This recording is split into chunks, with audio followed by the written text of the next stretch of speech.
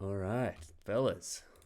The week that was, eh? The week that was. And I don't say that with much positivity for me. Hopefully for you, it was a good week. But unfortunately, the writing was on the wall. Perhaps before we even went into the week with various issues, and we didn't have a lot of backup, and it really burnt us, among other things. So it is with a somber heart that I have to show you this disgusting picture, if you haven't already figured it out already by looking at the team that's there. So let's have a look. 1569, would you believe it? 1569. Can you imagine? Can you imagine that? Ah, dearie, dearie me. So, when you get a score like that, you try to look at the positives. And you go, okay, rather than say 1569, which is possibly the most putrid score I've gotten in 2 years, without even exaggerating, you take a step back and you go, look, when I saw 5688 down rank changes, I was actually pretty happy with that. And that was before I even realized about how badly I went. I just knew I had had a bad week. Things didn't go my way going into the round. Things didn't go my way through the round. And I really stuffed up the captaincy option. That was a big problem, but we'll get into that. So when I saw 5668 ranks dropped, I thought, that's actually not as bad as I thought with a score like that in particular. And then I calculated the actual total loss throughout the buys. I've actually never gone up over the course of the buys ever in my Supercoach history. But this year was no different, and I think I went down about 3,000 ranks. So that's not too bad. I mean, you could have a bad week and go down 3,000 ranks on virtually any week, and it would be not totally catastrophic. But just that score of 1569, particularly given how some of the fellas around the grounds went, really big fat kick in the nuts. Big fat kick in the nuts, that's what it was. So to that point, around the grounds, George got like 2,020 something. He's in the top 2.5k. I was with 160 points of him. That's how close I was. And then he just, bam, put 500 points on me. And now he's like 650 points away. And it's like, catching him from here with only 9 rounds left is almost impossible.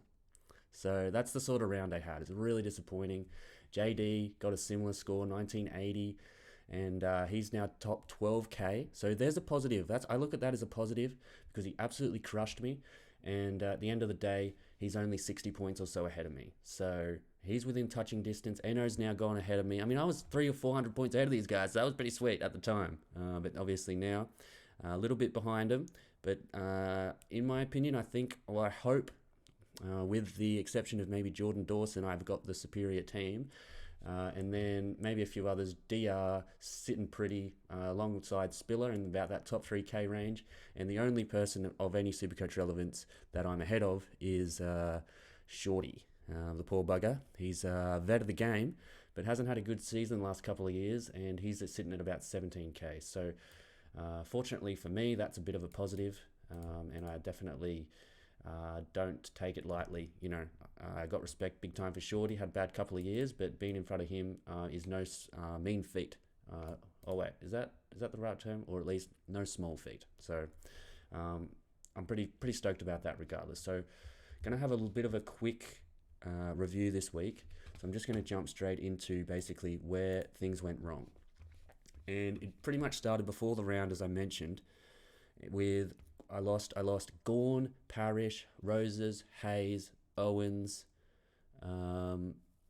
those folks. So those guys got pieced before the round even started, and that really hurt. And the one that hurt the most was Malcolm Roses, just because he was my 18th guy, and he got dropped just because of illness. So my biggest fear in Supercoach this year is basically seeing HS protocol. Like, they're not even sick, they're just being told they can't play, or illness. So it's like 1 week and you just never know when that's going to pop up. And it came at a really inconvenient time. So this is how I went into the week.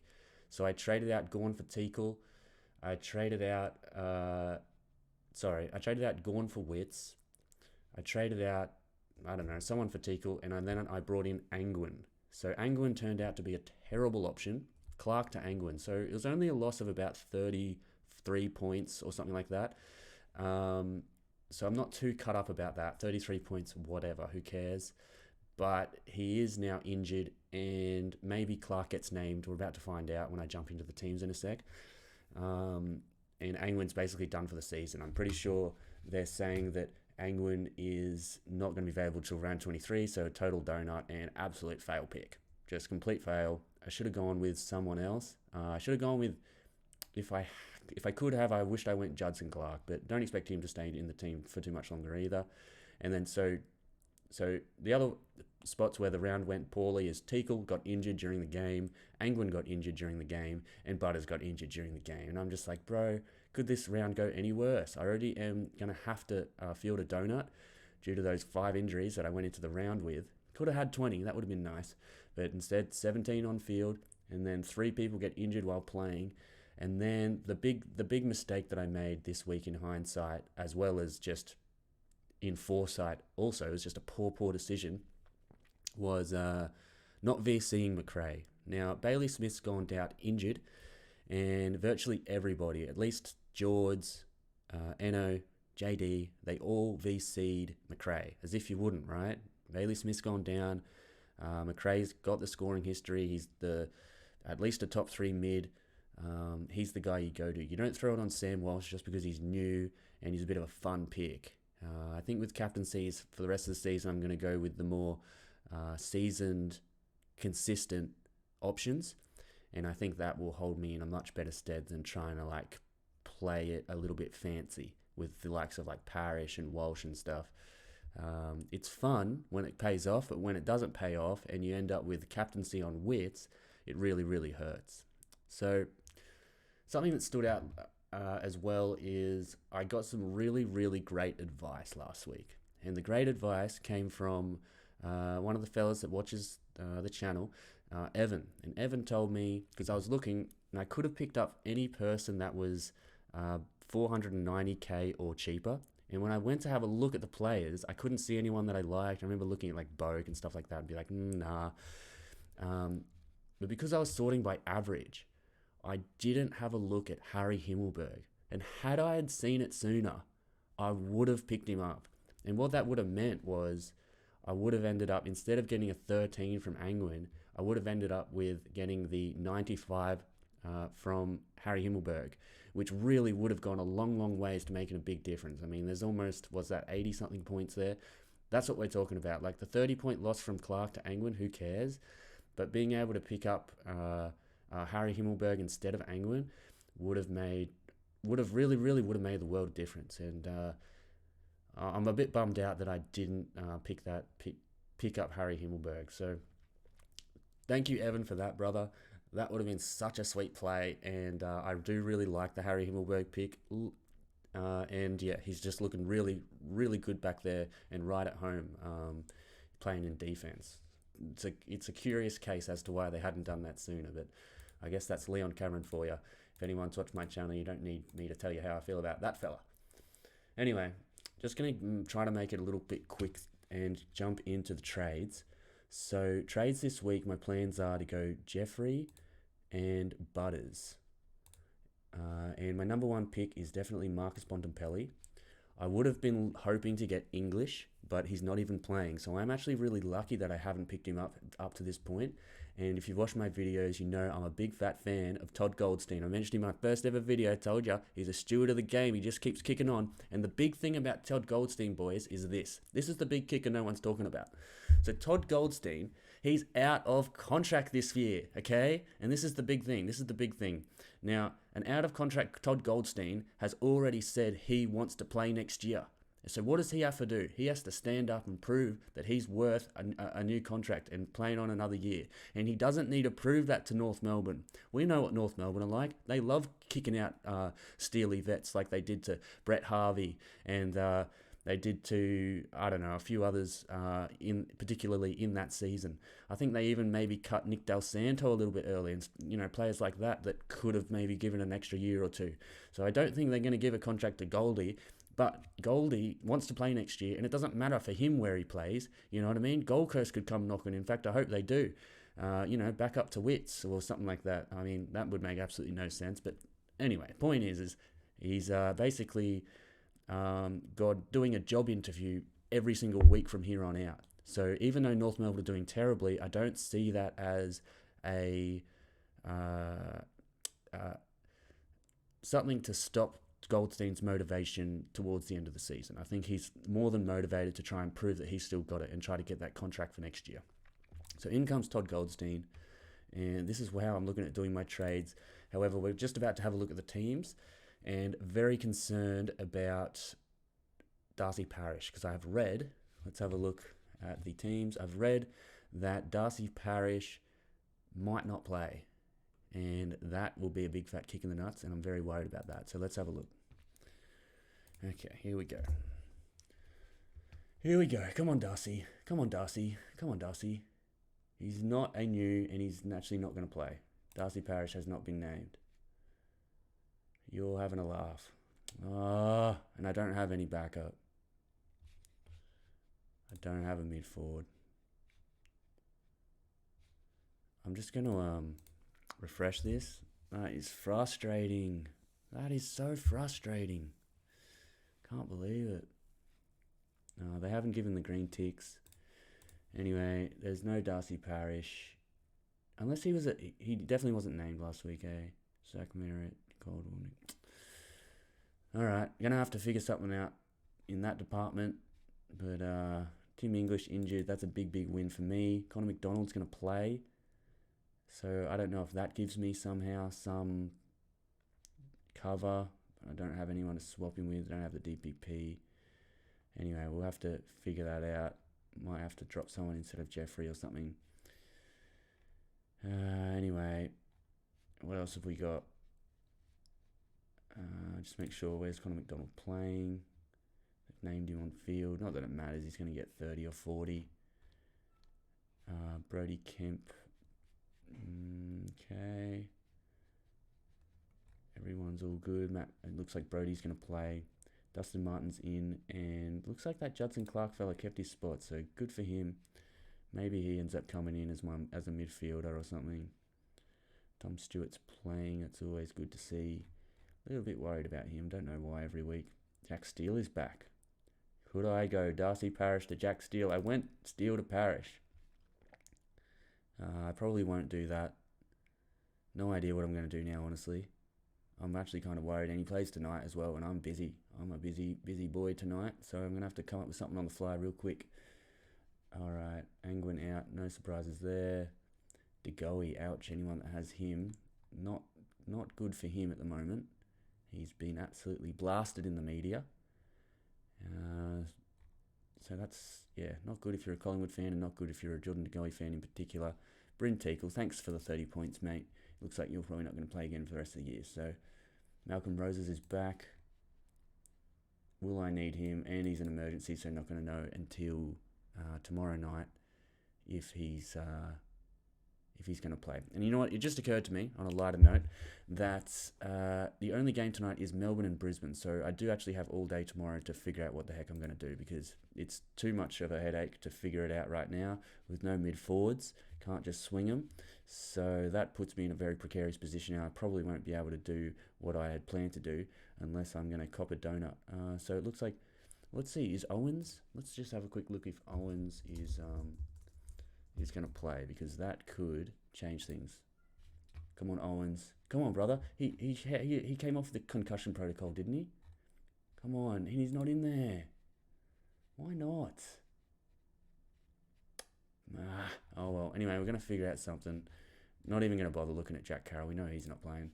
So, anyway, that's pretty much how the team is looking at the moment. I guess I'll just do a very quick little captaincy option. Like I said, going to go for safe and sound. My natural inclination, honestly, was to go VC Oliver and Captain McRae. Always wanting to go for the captaincy option once they've come off a big score, which I don't know if it's always the best option, but it's so hard to move past that recency bias. So it's really difficult not to consider McRae as the captaincy choice. But yeah, I think I'm actually going to listen to the Fantasy Take podcast, and they're saying, I could see a Berry or a type like that going to Oliver, and it's like, who's going to go to Neil? And it's like, I mean, I don't even know who does that sort of role for Melbourne, but I'm probably going to listen to those guys, particularly after the week I had.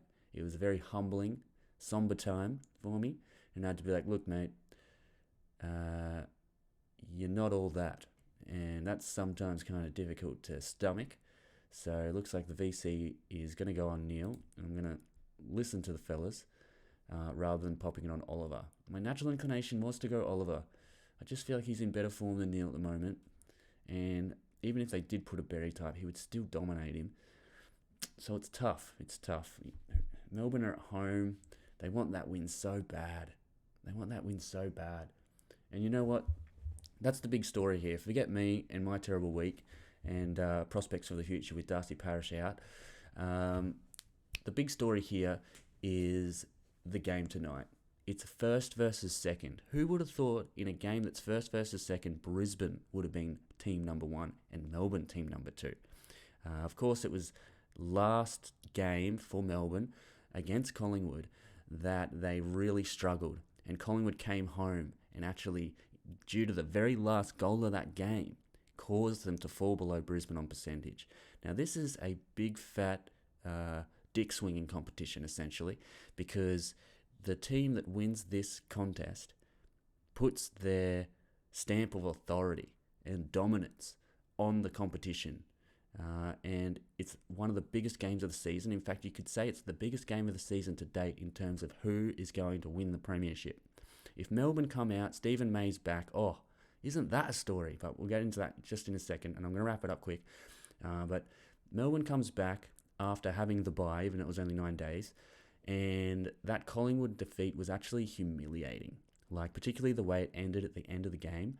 That was a terrible, terrible, humiliating defeat. And the coach came out and he said that, the problem is isn't the heart or the hunger, it's the system. It's the way we're gelling. It's the cohesiveness. Basically, that's what he was saying. And his excuse for that, main excuse, was Stephen May's not playing. So it's like, look, the club decided that they wanted to sanction Stephen May for having fisticuffs, and that's the reason that we're not winning. Once I get Stephen May back, it's going to be all good. So we're going to find out just what the damage is once Stephen May comes back, because according to the coach, there's no damage. They've got the belief, they've got the hunger. We just need Stephen May back. Then they're going to be cohesive again, and we're going to dominate. All right. Now, the concern is if they come back and they still look like a shell of their former selves, even with Stephen May in the team, now you've got to ask those deep, deep questions. What's really going on behind those closed doors? Because some of that stuff that Stephen May said, like I've said in my previous video, was pretty mean. Told Joel Smith the best thing he's ever done was not play in the grand final, not get selected, so another person could come in and take his spot, and that's why they won, because Joel Smith's so shit that the new person coming in basically meant that they won the grand final on that basis. That's a really, really mean thing to say. And when you've got other people that haven't been selected and they hear that in the media and realise, hang on a sec, he could have said that exact same thing about me, because it still applies exactly what he's saying to me, and that would have made them feel terrible. So Jake Melksham, he said to Jake Melksham, like, mate, you pretty much always just playing the twos and stuff like that. And it's like, this is pretty mean stuff, and this is going to cut pretty deep. Like, this is these guys' whole entire life, okay? This is their life's purpose, is to play football. So when someone says that, it's going to really cut through them like butter and have a big impact on their pride. So it'll be very interesting to see how the team operates, and Stephen May in particular, how he comes back. And does it look a little awkward back there? Does he not do exactly what he used to do? Or does he just come straight in and it's like nothing ever happened? I think that's what this game will rest on. And it's possible, fellas, that the entire season, in terms of who wins the premiership this year, will rest on this very game. So I'm definitely looking forward to this one, and we'll be sitting down, watching closely, and it's definitely going to be a big influence on who wins the AFL premiership this year. So, one last thing I wanted to mention was the swear jar. So let's have a look. We've got the swear jar here, boys, and it's up to $6, okay? So I had to take out 2 rules. and I think I was going to do this anyway, but figured it was almost out of necessity after listening to the last video.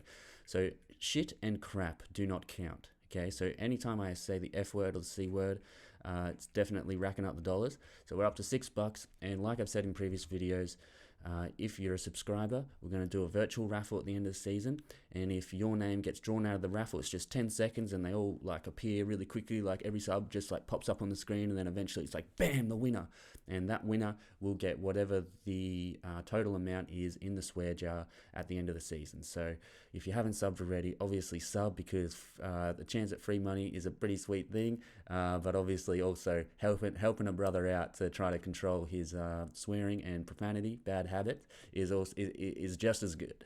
So please do that if you haven't already. But other than that, enjoy the game tonight, and hopefully you have a better week than I did this week. And all the best, much love. Catch you in the next one.